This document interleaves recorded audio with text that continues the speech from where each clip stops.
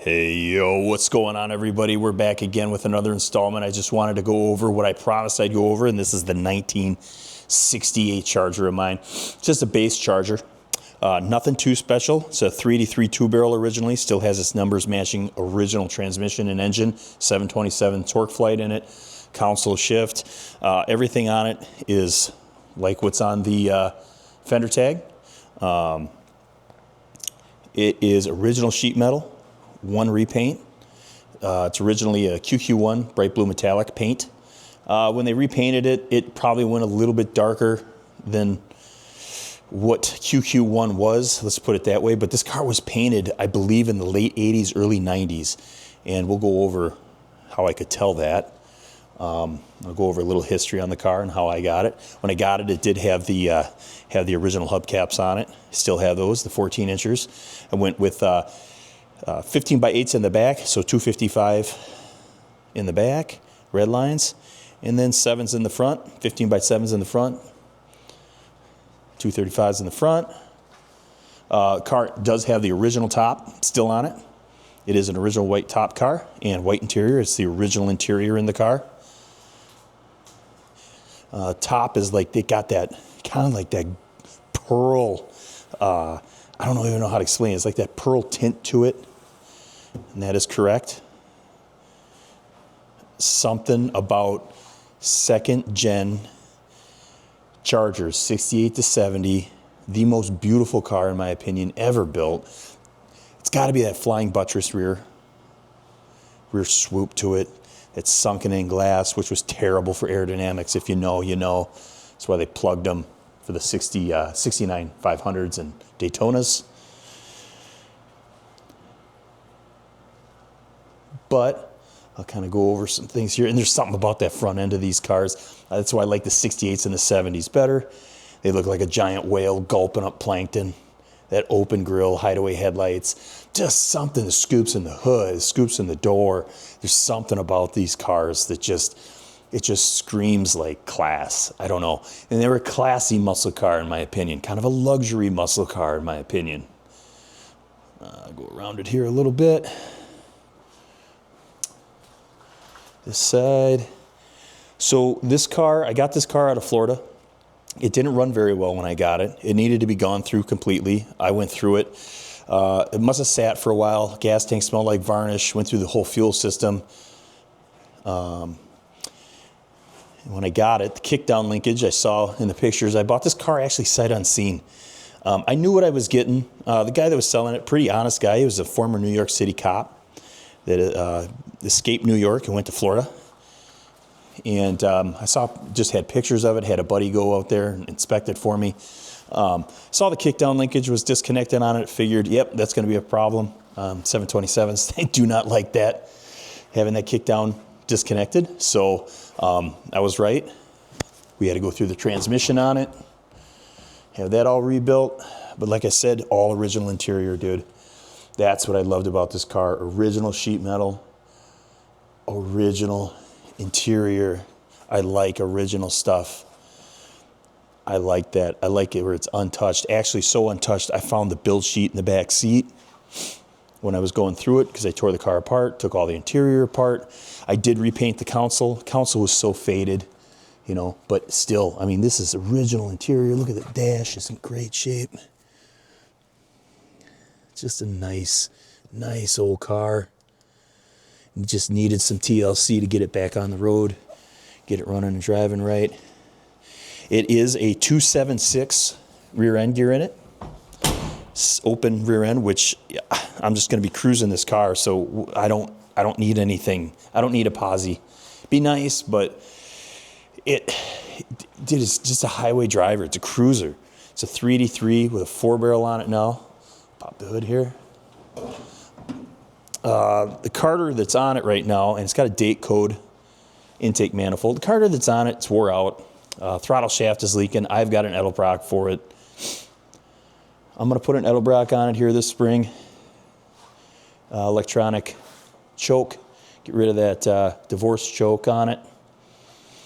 But I went through this car, the whole car. Went through the engine here, engine bay, redid everything, rebuilt the alternator, rebuilt the starter. Went through the rad on it. New hoses, belts, plugs, wires. I mean, you name it. We went through it, cleaned it all up. It was, it's a lot better than what it was. It was just, it's just dirty. Went through all the electronics on it. New wire harnesses, front light harness, engine harness. Still has points. Went through the points on it. Still points ignition. Put a new hood insulation on it. Put new blinkers on it. The only thing that doesn't match up on this fender tag is, let's just see if we can get on that. Let's see if I can lock down. The only thing that's on this, not on this fender tag is, I believe, it is a block-out blinker car. Okay.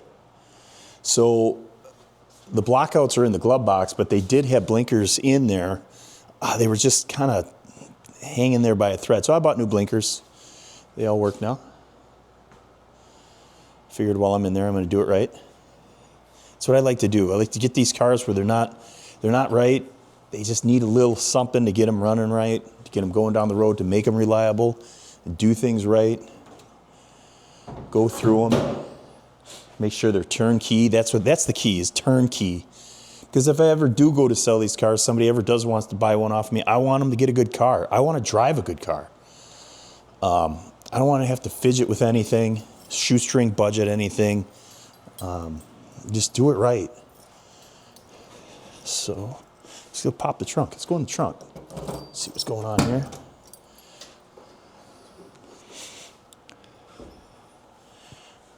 Yeah. I mean, it's about as nice and original as you'll get. It's really nice inside here.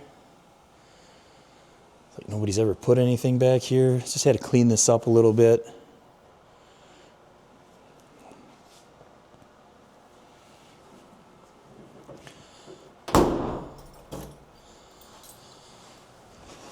Looks like this was replaced. This is a repop. I don't see any numbers on it. Don't see the Pentastar on it. If you have one of these, get one of these. You don't want kids at car shows throwing stuff down there. Let's go in here. I'll show you. I think this car was painted in the late 80s, early 90s. Because, I mean, we have that. So the story on this car is a lady in Philadelphia owned this car. She bought it brand new. The family sold it to the gentleman I bought it from. I believe it was about 10, 13 years ago, something like that. He bought the car. New York City cop took it back to New York and then took it down to Florida with him. So he had the car for a while. Just starting to see a little seam split on our factory seat, which, dude, I'm going to leave it. I love factory original stuff. We're not touching it. Just a little bit on the wheel here, But, I mean, the dash is in great shape. What do we got, 78,000? That's got to be original. This car's in way too nice a shape. Headliner. Just slight staining on the back. White headliner. Nothing crazy. Like I said, there's my new carb I'm putting on it. New Edelbrock. But I mean, this car, every light works on it, everything works. And that's the way I want it. I want everything to work. I want the radio to work. I don't know, it's just how I am. But yeah, so it was one owner when the previous owner bought it here. And I had a buddy go look at it, inspect it for me. I bought this car sight unseen, but I kind of knew what I was getting into. The guy on the phone talking to him, he seemed super honest, and it was exactly what I expected when I got it. Just the kind of guy you want to buy a car from.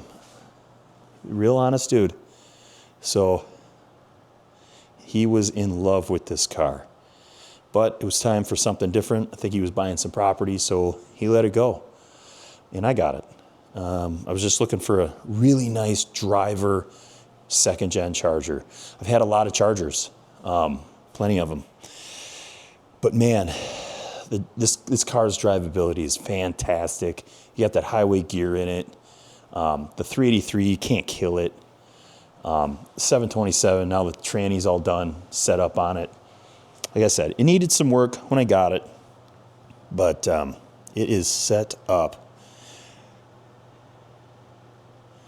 So that's kind of long and the short of that one. Shaggin' wagon's all done. Step back, take a look at that. Dude, I don't know what it is about this car. This is insane. Look, that thing is just so nice.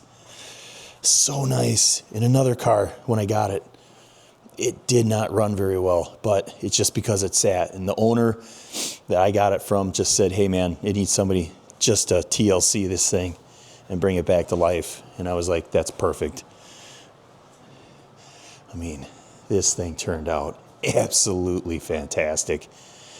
These aren't big dollar cars, dude. This is what I like. I like the drivers.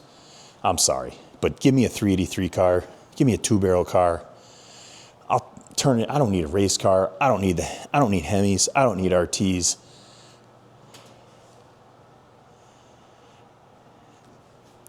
I just need something to get in and go. Something I can work on. Something I can revive some life back into. And I think that's what it's all about for me. Wintertime, it gets pretty bad up here. Not a lot to do.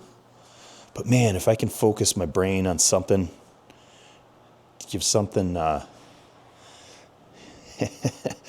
give life back to something, get something back on the road, and have people see this stuff and enjoy it, I think that's what it's all about, man. That's what it's all about. But, yeah. I don't know. I got a couple other older cars that I've had for a while now. It's kind of real briefly. I've had this car since high school, just out of high school. Bought this when it was, I mean, these cars weren't worth anything, you know. Bought that car, it was a barn find, basically a barn find. We'll call it like a parking garage find. I've got some video of that on my channel, pulling that out. That's a whole nother story on that car, about how I got that car. But another one that sat and revived it, got it to run. And now it's it's kind of our family cruiser. We like to put the top down, take it up to Wisconsin Dells, pound around in it, throw the dog in the back seat, you know, throw some goggles on the dog, just go. But yeah, so that's it. Thought I'd just give you a little tour of the old Charger here. Put the cover back on it and wait for spring. All right, guys. Check you later.